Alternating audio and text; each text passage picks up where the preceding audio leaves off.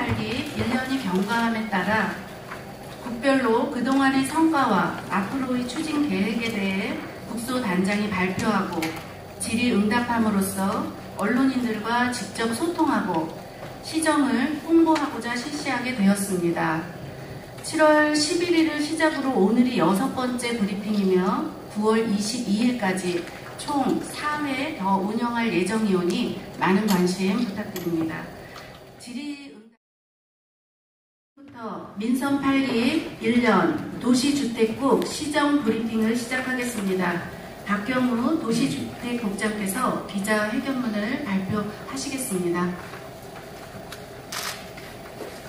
존경하는 성남시민 여러분, 그리고 언론인 여러분, 반갑습니다. 성남시 도시주택국장 박경우입니다.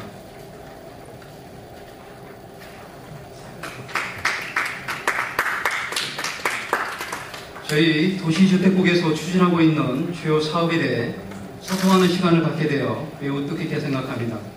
지금부터 안전하고 살기 좋은 명품 도시 조성을 위해 저희 도시주택국에서 추진하고 있는 민선 8기 공약 사업 및 중점 사업에 대한 추진 현황과 향후 계획에 대해 말씀드리겠습니다. 첫 번째, 분당 빌라단지 정환원을 완료했습니다. 분당 지역 빌라단지 주민들의 염원을 반영해 지난 1월 26일 제1차 도시건축공동위원회 심의를 거치고 2월 6일 2030 성남시 도시관리계획 제정비 1차 결정사항 고시를 통해서 분당 지역 17개 블록 빌라단지를 제1종 일반 주거지역에서 제2종 일반 주거지역으로 용도지역 변경을 완료했습니다. 이번 용도지역 변경은 현재 정부에서 추진 중인 노후계획도시 정비 및 지원에 관한 특별법 제정이 이전에 성남시에서 선제적으로 대응한 결과가 되겠습니다. 앞으로도 성남시는 정부의 노후계획도시 정비 및 지원에 관한 특별법 제정과 연계해서 지구단위 계획구역 등 불합리한 부분을 수정해 합리적으로 개선해 나가도록 하겠습니다. 두 번째, 시민들의 주거 안정을 위해 주택 공급을 확대하겠습니다. 한국부동산원 통계 자료에 따르면 성남시 아파트 평균 매매 가격은 2017년 6월 기준 제곱미터당 600만 5천원에서 2023년 6월 기준 제곱미터당 1208만 5천원으로 6년간 평균 15.4% 상승해 무주택자의 내집 마련이 더욱 어려워지고 있는 실정이 되겠습니다. 성남시는 이를 해소하기 위해 야탑동 134-1번지 1원에 공공분양주택을 조성하고 있으며 전용 74, 71세대, 전용 84, 171세대 등 총 242세대를 건립해 무주택자와 신혼부부 등에게 주택을 공급토록 하겠습니다. 또한 삼평동 유수지 및 이왕초등학교 부지 등 유유지에도 공유형 주거시설을 건립해 무주택 시민들에게 주택이 공급될 수 있도록 노력하겠습니다. 세 번째, 다양한 주거복지 사업을 추진토록 하겠습니다. 주거급여 및 수선유지 급여를 위해 7월까지 280억 원을 마련해 22,000 가구에 지원하였고 600여 가구에 공공임대주택 등을 연계 지원하겠습니다. 또한 취약계층의 주거환경 개선을 위해 민간기관과 협력해 도배, 장판, 단열 등의 개선사업을 전개하고 있습니다. 비닐하우스, 쪽방 등 비정상 거처에 거주하는 취약계층을 위해 260여 가구에 공공임대주택을 연계 지원하였고 올해 신규 사업으로 이사비, 생필품비 등을 지원하는 서비스도 마련해 약 450가구를 지원할 예정으로 있습니다. 전세 피해 지원을 위해 지난 5월에 전세 피해 지원 상담소를 개소하였습니다. 그동안 80여 건의 상담과 16가구에 대한 긴급 금융지원, 부동산 법률 상담을 진행하였습니다. 또한 주거 사각지대를 발굴하고자 성남시 주거복지센터를 올 3월에 개소해 지금까지 104건의 상담을 진행하였습니다. 앞으로도 맞춤형 주거복지 정책을 지속적으로 발굴해 주거 취약계층에 안정된 주거 환경이 제공될 수 있도록 최선의 노력을 다하겠습니다. 네 번째, 공동주택 리모델링 사업을 적극 지원하겠습니다. 분당을 비롯한 관내 모든 지역은 급속한 시설 노후화로 인해 주거 환경이 열악해지고 있으며 유지 관리를 위한 사회, 경제적 비용이 증가하고 있습니다. 리모델링 사업은 건축물의 노후화를 개선하고 에너지 낭비와 폐기물 발생을 낮추며 주택의 장기적 사용을 유도하는 효과가 있습니다. 우리 시는 지난해 기준 리모델링 기금 1,000억 원을 조성해 행정적, 재정적으로 지원하고 있으며 현재 6개 공공지원단지에서 리모델링 사업을 추진하고 있습니다. 무지개마을 4단지, 늪티마을 3, 4단지, 한솔마을 5단지는 이주 및 착공을 앞두고 있으며 내화마을 2단지는 리모델링 사업 추진과 관련 건축 심의 등 행정 절차를 진행하고 있고 한솔 6단지는 기본 설계 및 조합 설립을 위한 준비 작업에 박차를 가하고 있습니다. 앞으로도 성남시는 공동주택 리모델링 사업을 적극 지원해 시민들이 다양한 주거 환경을 누릴 수 있도록 노력하겠습니다. 5번째, 공동주택단지 보조금 지원 사업을 강화하겠습니다. 올해 성남시는 관내 공동주택 지원을 위해 총 84억 원의 보조금을 확보하였습니다. 시민 안전을 위한 노후 승강기 교체 등 시설물 보수 공사비 60억 원은 집행을 시작하였고 공동 전기료 및 클리넷 유지관리 지원을 위한 보조금 20억 원은 수시로 지원하고 있습니다. 이 중 지난해 폭우 피해로 발생하였던 공동주택 20개 단지에 대한 10억 원을 지원하였고 신규 사업인 경비실 냉난방기 정비료, 아파트 경비 청소년 노동자 휴게시설 개선 사업도 지속적으로 펼쳐나가고 있습니다. 아울러 노후화된 연립주택 및 다세대 주택 등 소규모 공동주택 보조금 예산도 4억 원을 편성해 83개동 109건에 대하여 지원하고 있습니다. 앞으로도 쾌적한 공동주택 단지를 만들기 위해 보조금 지원 사업 발굴과 운영에 최선의 노력을 다하겠습니다. 6번째, 제3차 고도 제한 완화에 적극 앞장서도록 하겠습니다. 성남시는 2002년에 제1차, 2010년에 제2차 고도 제한 완화를 추진해 소정의 성과를 거둔 바 있지만 여전히 상당수 지역이 높이 제한에 묶여 도시발전의 지장을 초래하고 있습니다. 이에 성남시는 국방부 및 군 관련 기관에 고도 제한 완화를 요청하기 위한 연구 영역을 실시하고자 4억 2,700만 원의 예산을 편성해 연구 영역을 발주 중에 있으며 민관정 협의체 구성 등 제3차 고도 제한 완화 기반 구축에 최선의 노력을 다하고 있습니다. 적극적으로 제3차 고도 제한 완화를 추진하여 지역개발의 활성화와 시민의 재산권을 확보토록 하겠습니다. 7번째, 안전한 성남시를 만들어 나가겠습니다. 이를 위해 사용 승인후 30년이 지난 2층 예안, 연면적 500제곱미터 미만인 소규모 노후 건축물을 대상으로 건축물 및 축대, 옹벽 및 담장에 대한 안전 여부 등 19개 세부 항목으로 구분해 안전점검을 실시하고 있습니다. 1차 대한건축사협회 성남시 지역 협조와 2차 안전점검 전문기관의 용역을 의뢰하는 방식으로 지난해부터 670동에 대한 안전점검을 완료하였고 나머지 440개 동도 내년까지 완료토록 하겠습니다. 또한 대형 건축 공사장의 안전사고 예방을 위해 한국건설안전협회와 업무협약을 체결해 매년 상하반기에 걸쳐 안전점검 중에 있으며 안전사고 발생 위험이 빈번한 해빙기와 무기에는 시급성을 고려해 담당 공무원이 직접 현장을 점검하고 있습니다. 올해 상반기 58개소, 무기철 58개소, 해빙기 70개소에 대한 안전점검을 실시하여 총 202억 건에 달하는 지적사항을 조치 완료하였습니다. 앞으로도 노후 건축물에 대한 대형 건축 공사장에 대한 안전점검을 지속적으로 실시하여 안전한 성남 만들기에 총력을 기울이도록 하겠습니다. 존경하는 성남 시민 여러분 그리고 언론인 여러분, 1970년대 서울 청계천에서 이주를 시작한 성남시가 오늘날 4차 산업을 선도하는 첨단과 혁신의 아이콘이 되었습니다. 2023년 현재 전국에서 6번째로 큰 지자체이자 생활과 산업의 조화를 이룬 대표적인 성남시가 되었습니다. 이는 모두 시장에 적극 참여해주신 시민 여러분의 노고 때문이라고 생각하고 있습니다.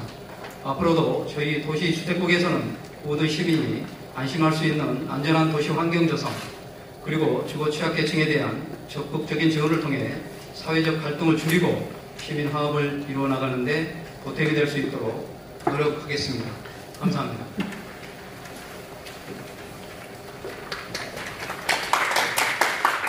불러주시기 바랍니다.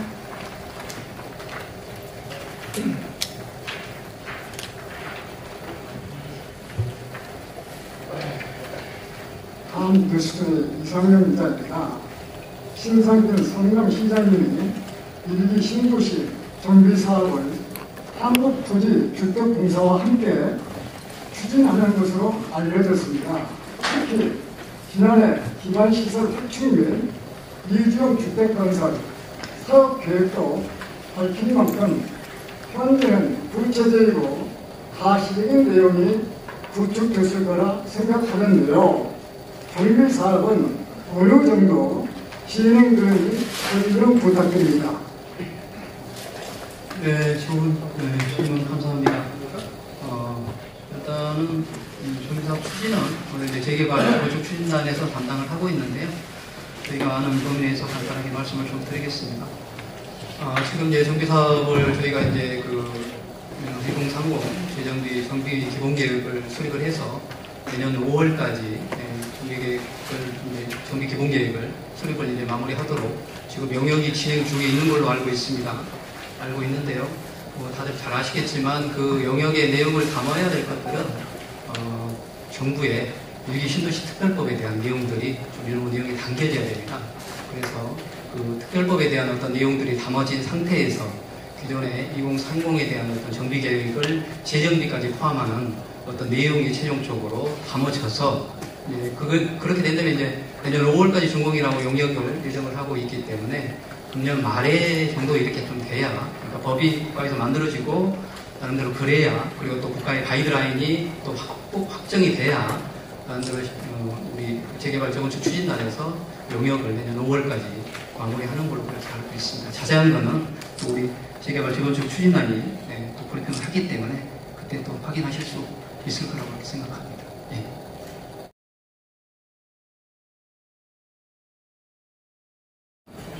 보도 제한에 대해서 질문을 드리겠습니다.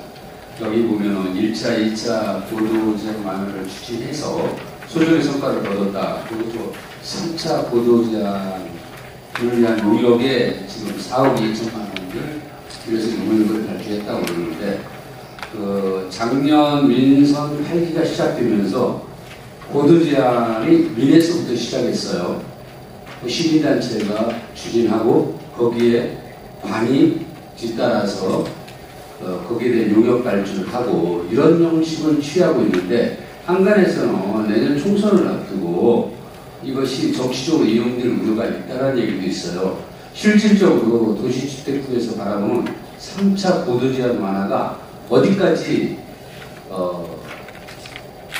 그 대안이 나올 거라고 생각을 하시는 말씀해 주시죠. 네, 좋은 질문 감사합니다. 다들 잘 아시겠지만 1차 저희가 2002년에 거의 해서 45m까지 완화를 받고요. 2차 2010년도에 저희가 193m 영양상 높이까지 완화를 받아서 저도 원도시에 살고 있습니다만 기존에 이제 15층밖에 안 되는 어떤 층수를 거의 한 30층 가까이 완화를 한 사례가 있습니다.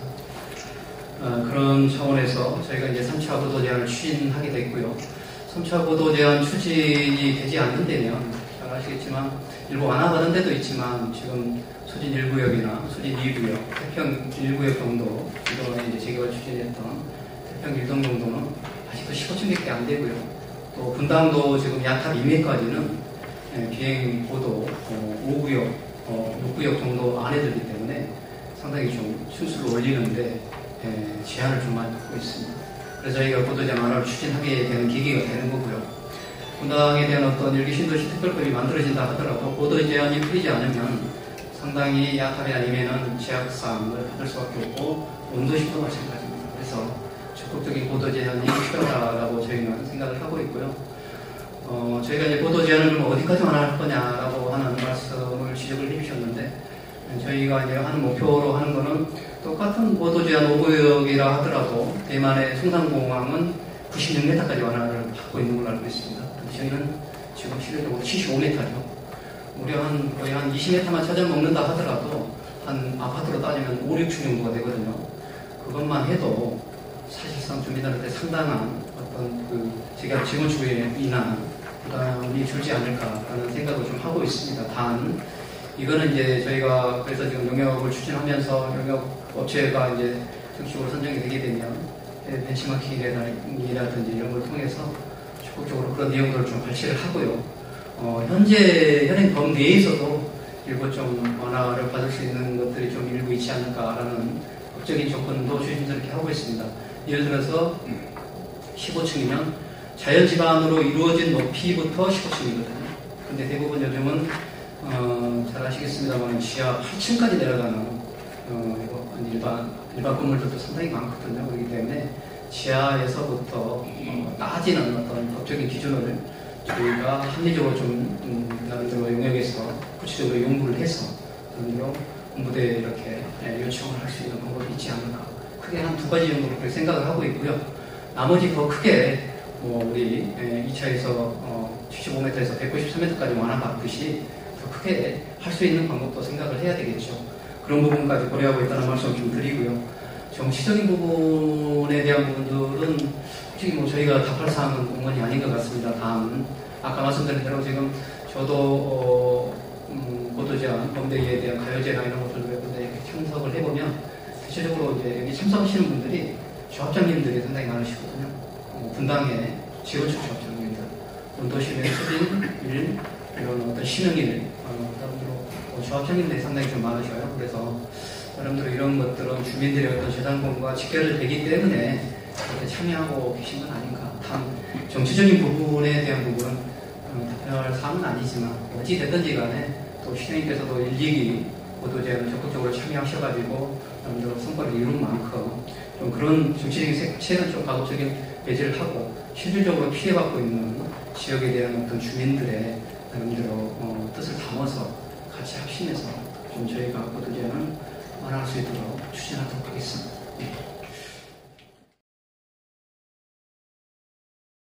됐고, 아니 이제 토지를 저희가 회계 부서에서 토지를 이제 3,500 정도로 알고 있습니다만은 매입을 해서 구미동 이제 법원청사 부지하고 저희가 이제 막교환을 하도록 그렇게 돼 있습니다. 그래서 그 작업을 지금 회계 부서에서 하고 있는 걸로 알고 있고요. 단 지금 이제 저희 도시계획 차원으로 본다면 일공단 부지가 지금 용도가 부여가 되어 있지 않습니다. 근데 성남시 대체적으로 공공청사 부지가 제2종 일반 주거지역으로 이렇게 결정이 되어 있거든요. 그래서 나름대로 이제 부지 확보가 돼서 법원에서도 지금 이제 구체적으로 이제 설계를 들어가기 위해서 재경부하고 예산 때문에 지금 협조를 하고 있는 걸로 알고 있고요. 검찰청도 나름대로 적극적인 어떤 의사표명을 하고 있습니다. 그래서 진행은 이 정도로 될 것 같다라는 말씀을 분명히 드리고요. 단 저희는 행정적인 절차에 있어서 그 법원 청사의 용도가 부여되지 않는 부분에 대해서는 제2종 일반 주거지역으로 용도를 좀 부여를 하고 그 위쪽에 이제 기숙사 부지도 있거든요. 그래서 그런 용도 어떤 부여에 대해서는 저희 도시과에서 적극적으로 추진해서 어떤 MOU가 체결이 되고 원도심이 공동화되지 않도록 저희 도시과의 도시주택국에서는 적극적인 행정 지원을 하도록 그렇게 하고 있습니다. 예. 막교원에 현 법원 부지도 포함되는 거죠? 구미동 플러스 현 부지. 아닙니다. 현 부지는 네, 감정가가 저희가 해보면 지금 일공단 부지하고 지금 구미동 부지가 상당히 구미동이 당연히 분당이다 보니까 공시가격이 상당히 좀 거의 비슷비슷합니다. 그래서 그렇게 하고요. 단 물론 이제 정책적인 판단이 있어야 되겠습니다만 현 지금 검찰청 법원 부지는 아마 그거를 성남시에서 어떤 활용 방안을 찾든지 아니면 법원하고 또 협의를 통해서 어떤 시민들의 대고 도움이 되는 용도로 변경돼야 되지 않겠냐라는 그런 추정을 좀 해볼 수 있습니다.